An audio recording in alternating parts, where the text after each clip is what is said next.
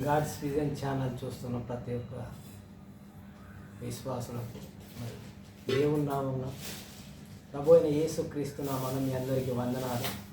దేవుడు మీ అందరినీ దీవించి ఆశీర్వదించుగాక. కళ్ళు మూసుకొని ప్రార్థించుకుందాం. స్తోత్రం స్తోత్రం స్తోత్రం స్తోత్రం స్తోత్రం స్తోత్రం. పరిశుద్ధుడా, మహోన్నతుడా, సర్వోన్నతమైన దేవ, కృపగల తండ్రి, జ్ఞానగల దేవ, పరిశుద్ధాత్మ దేవ, నాయన ప్రభువా, నీ ఆత్మని ఇక్కడ ఉంచండి ప్రభు. ఆవరణలో నీ ఆత్మశక్తి, బలం, శక్తిని దయచేయండి ప్రభువ. ప్రతి ఒక్కరికి నీ జ్ఞానాన్ని దయచేయండి ఆయన ప్రభువ. మమ్మల్ని నడిపించండి తండ్రి. ఆరాధనలో కానీ ప్రభువ నాయన, అదేవిధంగా ప్రభువ మరి వాక్య జ్ఞానంలో కానీ ప్రభువ మమ్మల్ని మీ ఆత్మ చేత మమ్మల్ని నడిపించి ముందుకు నడిపించమని నజరేయుడైన యేసు నామములో అడుగుతున్నాం పరమ తండ్రి. ఆమేన్, ఆమేన్, ఆమేన్.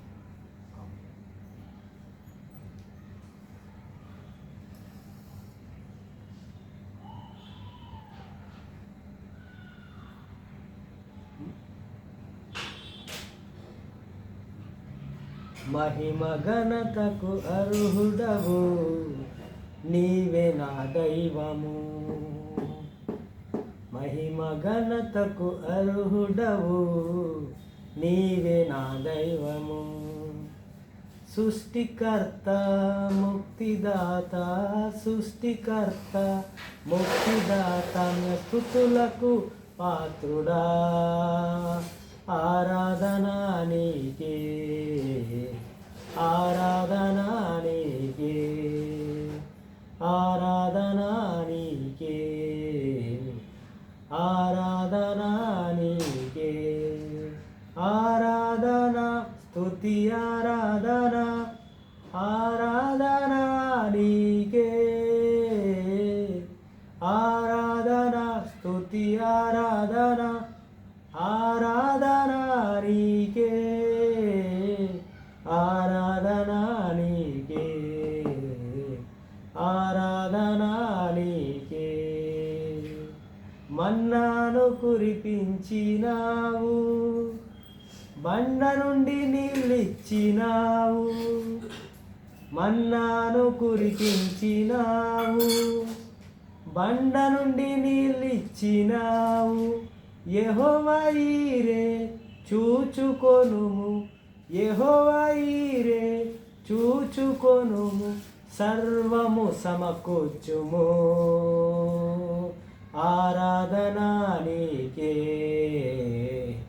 ఆరాధన నీకే, ఆరాధన స్తుతి ఆరాధన, ఆరాధన నీకే, ఆరాధన స్తుతి ఆరాధన, ఆరాధన నీకే, ఆరాధన నీకే, ఆరాధన నీకే. వ్యాధులను తొలగించినావు, మృతులను మరిలేపినావు. వ్యాధులను తొలగించినావు, మృతులను మరిలేపినావు. యెహోవా రాఫా స్వస్థపరుచును, యెహోవా రాఫా స్వస్థపరుచును, నన్ను స్వస్థపరుచును. ఆరాధన నీకే, ఆరాధన నీకే. హల్లెలూయా. ఆరాధన నీకే,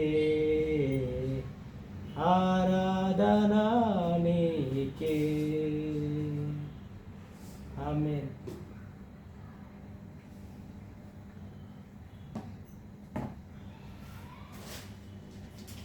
కళ్ళు మూసుకుందాం, ప్రార్థించుకుందాం.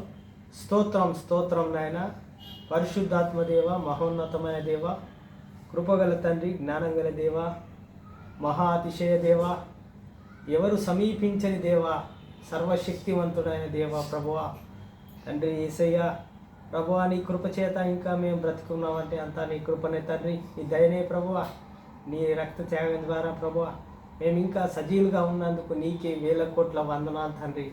ప్రతి ఒక్కరిని ప్రభువా నడిపించండి తండ్రి, నీ పరిశుద్ధాత్మ ద్వారా తండ్రి మరి వాక్యంలోకి వెళ్తున్నాం తండ్రి ప్రభా. వాక్య జ్ఞానాన్ని మాకు దయచేయండి ప్రభా.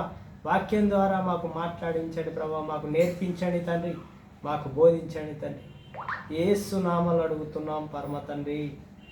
ఆమేన్, ఆమేన్, ఆమేన్.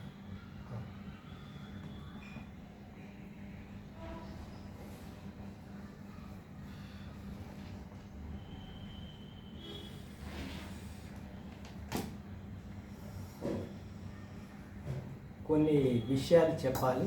మరి పరిశుద్ధాత్మ దేవుడు మరి చెప్పాడు, మరి ప్రేరేపణతో చెప్తా ఉన్నాం.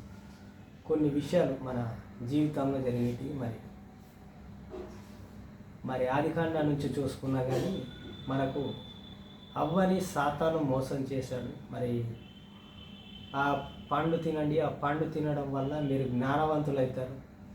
వాళ్ళు దేవుని మాట వినక, అంటే లోకము, ఇప్పుడు మన లోకం మాట వింటున్నట్టు అప్పుడే సాతాను మన గురించి, అంటే మన అవ్వకు, అంటే మొదటి ఆదాము అవ్వ దేవుడు సృష్టించాడు కాబట్టి దేవుడు ఆదాము మాట వినక వాళ్ళు దేవుణ్ణి ధిక్కరించడం వల్ల, దేవుడి మాట వినిపించుకోకపోవడం వల్ల వాళ్ళు ఆ పండు, అంటే ఆ జ్ఞానం ఇచ్చే పండుని తినడం వల్ల వాళ్ళు సొంత నిర్ణయాలు తీసుకోవడము, దేవుని నుంచి తప్పిపోవడము, వాళ్ళ ఇష్టానుసారంగా అక్కడ బ్రతకడం లాంటిది వాళ్ళు చేశారు. అంటే మన జీవితానికి దానికి దగ్గరగా పోలిక ఉన్నది. అంటే అలా పాపం చేశారు. అంటే దేవుడి మాట కూడా వినకపోవడం కూడా పాపమే. అంటే పాపం చేయడం అంటే అన్ని పాపాలు చేయడం కాదు, అన్ని వ్యభిచారం చేయడము, దొంగతనం చేయడమే కాకుండా కానీ దేవుని మాట వినకపోవడం కూడా పాపమే. దేవుణ్ణి ధిక్కరించడం కూడా పాపమే.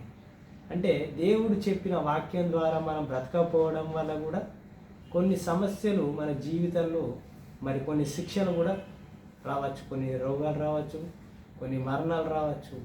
దేవుడికి ఇచ్చేటివి కూడా కొన్ని మనము ఇవ్వక మరి దాచిపెట్టుకోవడం వల్ల కూడా, కొన్ని పాపపు పనులు మనం చేయడం వల్ల కూడా దేవుడు అప్పుడప్పుడు మనకు మొదటి సంఘం ద్వారా మనకు మరి నేర్పిస్తున్నాడు. మొదటి సంఘము అపోస్తుల కార్యంలో మరి ఎలా జరిగింది, అపోస్తుల కార్యము 5వ అధ్యాయం చూసుకుంటే మరి అది చదివి ధ్యానించి మరి దాన్ని వివరిస్తూ ఉంటాను. దేవుడు అట్టి జ్ఞానాన్ని మనకు దయచేయుగాక. ఆమేన్.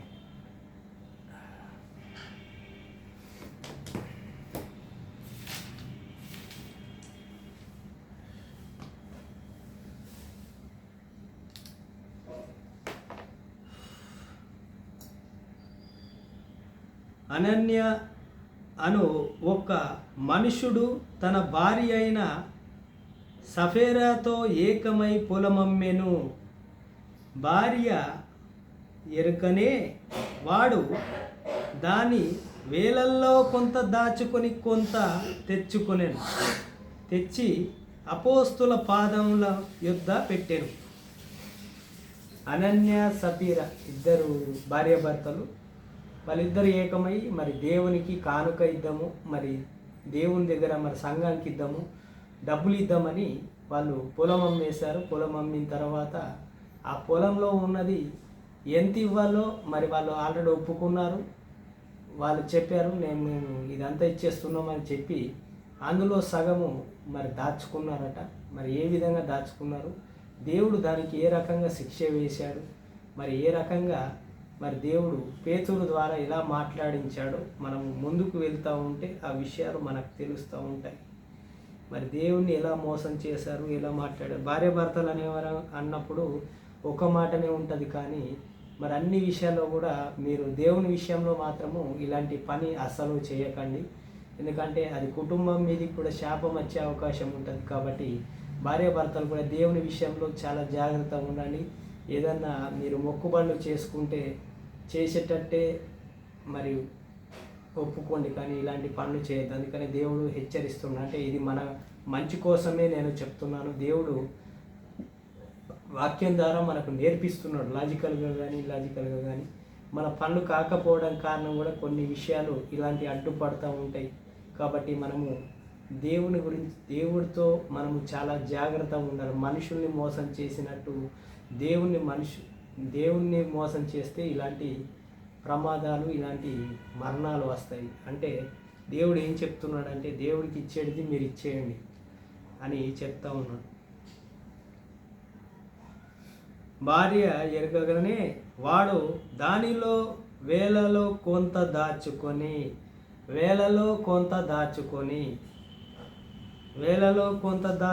కొంత తెచ్చి అపోస్తులు, అంటే వేలలో కొంత దాచుకున్నాడు, కొంత అపోస్తుల పాదముల దగ్గర పెట్టాడు. మరి ఇచ్చేవాడు సగం ఇచ్చి సగం దాచుకుంటే ఎలా ఉంటుంది? దేవుడు పైనుంచి చూస్తూ ఉంటాడు కదా, పరిశుద్ధాత్మ దేవుడు అన్నీ గమనిస్తూ ఉంటాడు, మనలోనే ఉంటాడు, మన చుట్టే ఉంటాడు దేవుడు. మనం ఏం చేస్తున్నాము, మనం ప్రతి ఒక్క మూమెంట్ని అబ్జర్వ్ చేస్తూ ఉంటాడు దేవుడు. మనం చేసే ప్రతి ఒక్క పనిలో దేవుడు కార్యాలు ఉంటాయి, దేవుడు చూస్తూ ఉంటాడు. అందుకని ఇలాంటి మనం ఒప్పుకునేటప్పుడు చాలా జాగ్రత్తగా ఉండాలి. ఎందుకంటే దేవునితో మనం ఎప్పుడు ఆట ఆడద్దు. మరి అదేవిధంగా ఏం జరిగిందో ఒకసారి చూద్దాం.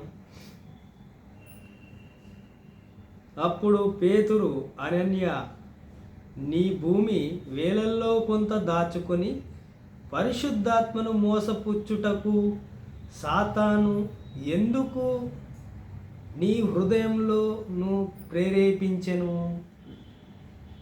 ఈయనకి ఎలా తెలిసింది? మరి పేతురు గారికి అనన్య మరి సఫీరా గారు మరి కొంత దాచుకున్నారని ఈ విషయం ఎలా తెలిసిందంటే, పరిశుద్ధాత్మ వరం ద్వారా తను పరిశుద్ధాత్మను పొందుకున్నాడు కాబట్టి దేవుడి ద్వారా మరి పేతురు గారు గ్రహించారు, వీళ్ళు మంచి వాళ్ళ చెడ్డవాళ్ళ. దేవుడు పరిశుద్ధాత్మ దేవుడు తనకు చెప్పాడు, తనలో ఉండి దేవుడు మాట్లాడుతూ ఉంటాడు కాబట్టి పేతురు గారితో చెప్పాడు. మరి చెప్తున్నావు, నువ్వు ఎందుకు పరిశుద్ధాత్మను ఎందుకు మోసం చేస్తున్నావు? దేవుణ్ణి ఎందుకు మోసం చేసుకుంటున్నావు? నీ హృదయాన్ని నువ్వు ఎందుకు మోసం చేసుకుంటున్నావు? దేవుని దగ్గరికి ఇచ్చేది నువ్వు ఎందుకు వెనుకకైతున్నావు? మరి నువ్వు చేసేది కరెక్టా అని అడుగుతా ఉన్నాడు. నిన్ను సాతాను ఎందుకు ప్రేరేపిస్తుంది? ఈ లోకం గురించి నువ్వు ఎందుకు ఆలోచిస్తున్నావు? లోకం గురించి నువ్వు ఆలోచించకని చెప్తా ఉన్నాడు. నీ హృదయం ఎందుకు అలా మారిపోయిందని పేతురు గారు మరి సఫీరాతో మాట్లాడుతున్నాడు. అది నీ ఉన్నప్పుడు నీదే, నీ యొద్దనున్నప్పుడు నీదే కదా, నీ యొద్దనున్నప్పుడు నీదే కదా, అంటే అది నీ దగ్గర ఉన్నప్పుడు అది నీదే. అమ్మిన పింబట అది నీకు వశమై ఉండలేదు. ఎందుకనగా ఈ సంగతి నీ హృదయములలో ఉద్దేశించుకొనవు కొనవు. మరి ఈ ఆలోచన నీలో ఉందా? మరి నువ్వు ఆల్రెడీ అమ్మేసావు. అమ్మిన భూమిని నీకు నీ మనసులో లేదా? నీకు ఆలోచన లేదా? నీకు ఉద్దేశం లేదా? ఇవి ఇద్దామని లేదా? దేవునికి ఇద్దామని లేదా అని పేతురు గారు చెప్తా ఉన్నారు. ఆల్రెడీ అమ్మేసినావు, అది నీ భూమి కాదు, అది దేవునికి ఇద్దామని నువ్వు అనుకున్నావు. భార్యాభర్తలు మీరు అనుకున్నారు, కానీ కొంత ధనాన్ని నువ్వు ఎందుకు దాచుకున్నావు? ఇది కరెక్ట్ కాదు కదా. దేవుడు పరిశుద్ధాత్మ దేవుడు నాతో చెప్తున్నాడు, నాతో మాట్లాడి చెప్తున్నాడని పేతురు గారు వాళ్ళిద్దరికీ మరి అనన్యకు చెప్తా ఉన్నాడు. నీవు మనుషులతో కాదు దేవునితోనే అబద్ధమాడితివి వానితో చెప్పెను. నీవు నాతో అబద్ధం ఆడలేవు, మనుషులతో అబద్ధం ఆడలేవు, కానీ దేవునితో అబద్ధం ఆడావు కాబట్టి నీవు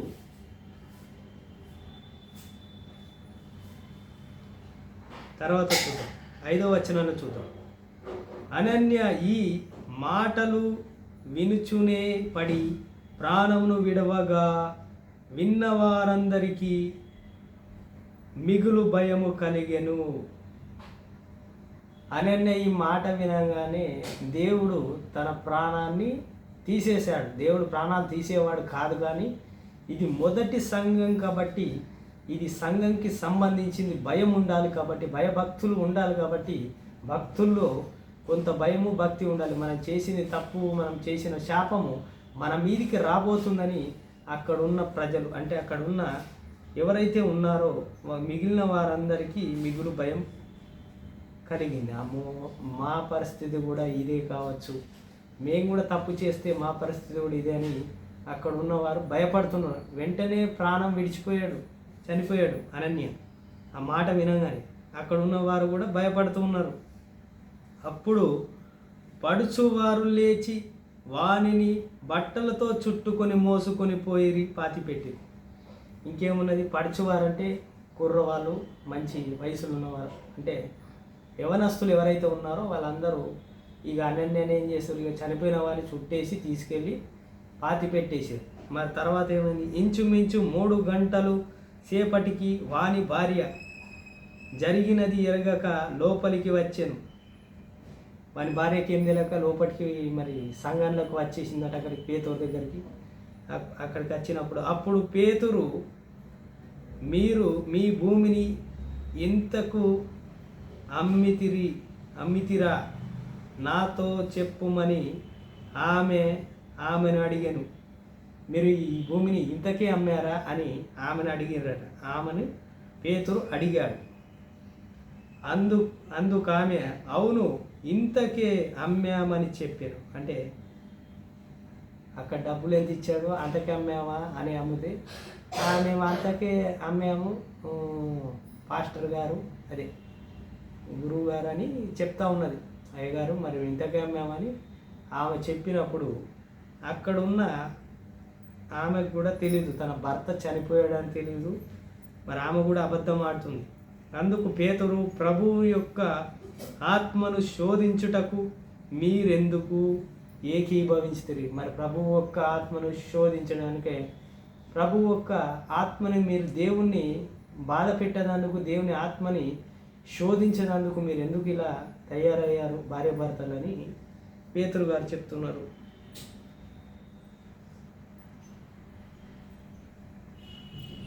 ఇదిగో నీ పెనిమిటి పాతిపెట్టిన వారి పాదములను వాటికనే ఉన్నవి, వారు నిన్ను మోసుకొని పోవుదురని ఆమెతో చెప్పాను. మరి వీళ్ళు నీ భర్తను కూడా మోసుకెళ్ళారు, నిన్ను కూడా మోసుకెళ్తారు అనగానే ఆమె కూడా చనిపోయింది. మరి చూస్తూ ఉంటే 10వ వచనంలో చూస్తే, వెంటనే ఆమె కూడా అతని పాదముల యొద్ద పడి ప్రాణములు విడిచాను. వెంటనే ఆమె కూడా మరణించింది. ఆ పడుచువారు లోపలికి వచ్చి ఆమెని చనిపోయింది చూచి ఆమెను మోసుకొని పోయింది. ఇంకేముంటుంది, ఆమెను కూడా వాళ్ళు కూడా మోసుకొని వెళ్ళారు. అంటే శాపము, ఇది శాపము ద్వారా మరి వాళ్ళు అబద్ధము చెప్పడం వల్ల ఇద్దరు మరణించారు. అంటే ఇవి మనము మొక్కుబడులు అనేటివి చాలా జాగ్రత్త ఉండాలి, దేవునితో ఆటలాడద్దని పేతురు గారు దీని ద్వారా మనకు పేతురు గారు నేర్పుతూ ఉన్నారు. పరిశుద్ధాత్మ ద్వారా దేవుడు మనకు ఈ మాటలు నేర్పిస్తూ ఉన్నాడు. సంఘం అంతటికి ఈ సంగతి విన్నవారందరికీ మిగులు భయము కలిగెను. ప్రజల మధ్య అనేకులు సూచక క్రియలు మహత్తర కార్యాలు అపోస్తుల చేత చెయ్యబడిచుండెను. మరియు వారందరూ ఏక మనసులై సొలొమోను మండపంలో నుండి. ప్రజలందరికీ తెలిసిపోయింది వీళ్ళు ఇలా చనిపోయారు అని చెప్పిన తర్వాత ఇంకా మిగిలిన వారు అపోస్తులు వారు ఏం చేశారంటే మహత్తర కార్యాలు సూచక క్రియలు ప్రజల మధ్య చేస్తూ ఉన్నారు. ఆ తర్వాత చూస్తే కడమ వారందరూ ఎవడను వారితో కలుసుకొనుటకు తెగింపలేదు, కానీ ప్రజల్లో వారు గణపరచుచుండిరి. పురుషులు స్త్రీలు అనేకులు వారి యొక్క విశ్వాసములైన ప్రభువును పక్షముగా చేర్చబడిరి. దేవునికి స్తోత్రం. అంటే ఆఖరికి దేవుణ్ణి వాళ్ళు విశ్వసించారు, వాళ్ళు భయపడ్డారు. మిగులు భయంతో దేవుణ్ణి తెలుసుకున్న వారందరూ మరి అక్కడ సూచక్రియలు మహత్తర కార్యాలు చేశారు పేతురు. మరి అక్కడ కూడా దేవుడు అవన్నీ చూసి అక్కడ ఉన్న వారందరూ విశ్వాసంతో మరి దేవుని తెలుసుకొని దేవుని గణపరుస్తూ ప్రభువుని తెలుసుకొని దేవుడి దగ్గరికి చేరుకున్నారు.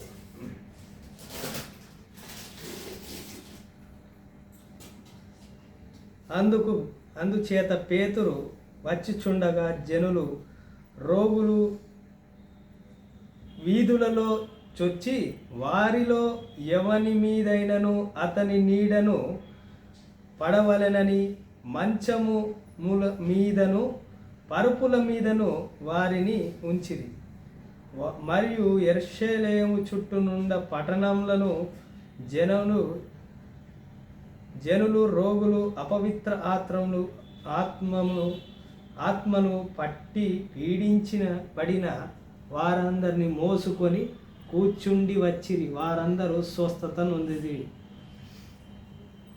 ఎక్కడైతే పట్టణం చుట్టూ ఉన్నవారు, పట్టణంలో ఉన్న వారందరూ వచ్చి ఆయన నీడబడితే మేము స్వస్థపడతామేమో అని అంత విశ్వాసంతో మరి పేతురు వచ్చాడు. మరి పేతురు వస్తే మేము స్వస్థపడతాము.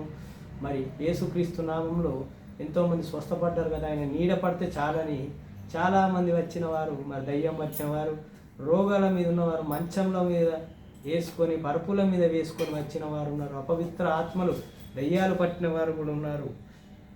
దయ్యంతో పీడింపబడిన వారు, అంటే దయ్యంలో పట్టి దయ్యాల ద్వారా బాధపడ్డ వారు కూడా వచ్చారు. వారందరూ కూడా కూడి వచ్చి వారందరూ స్వస్థత పొందిది.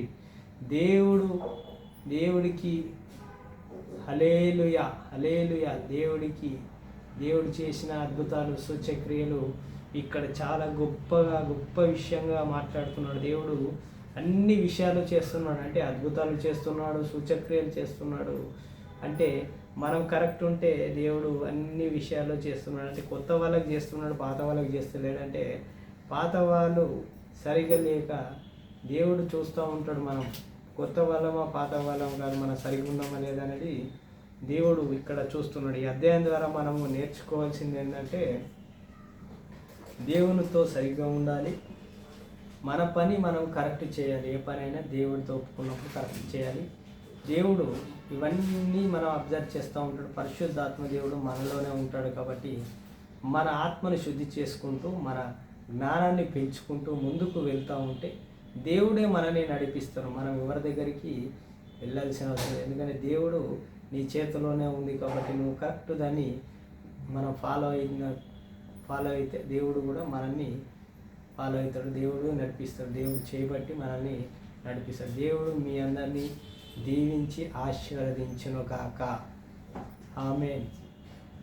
కళ్ళు మూసుకొని ప్రార్థించుకుందాం. స్తోత్రం నాయన పరిశుద్ధుడా, మహోన్నతుడా, సర్వోన్నతమైన దేవా, నాయన ప్రభువా, మరి మేము ఇలాంటి మొక్కుబడులు చేయాలన్నా కానీ ఆలోచించుకోవాలి తండ్రి. ప్రతి ఒక్క బిడ్డలు మరి ఇలాంటి మొక్కుబడులు చేసుకున్నా కానీ ప్రభువా, త్వరగా మరి ఆ మొక్కుబడులని మరి దేవుని విషయంలో మరి సంఘం విషయంలో కూడా ఇలాంటి మొక్కుబడులు చేసుకున్నా కానీ అవి త్వరగా తీర్చేటట్టు సాయం చేయండి. మరి ఇలాంటి శాపాలు రాకుండా యేసుక్రీస్తు నామంలో తండ్రి వాళ్ళని కరుణించి ప్రేమించు నాయన ప్రభువా.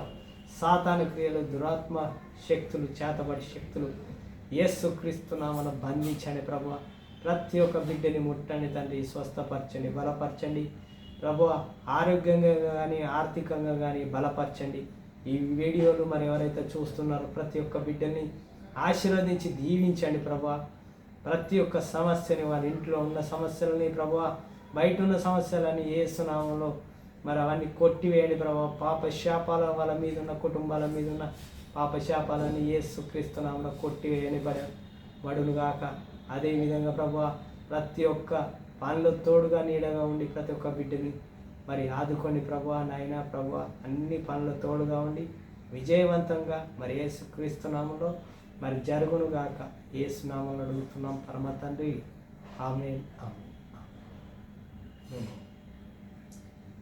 మీ అందరికీ వందనాలు. మరి గాడ్స్ విజన్ ఛానల్ చూస్తున్న ప్రతి ఒక్కరిని దేవుడు మీ అందరిని దీవించి ఆశీర్వదించి ఇట్టి మీ కృపని, ఇట్టి ప్రేమని దేవుడు మీకు అనుగ్రహించునుగాక. ఆమేన్. మీ అందరికీ వందనాలు.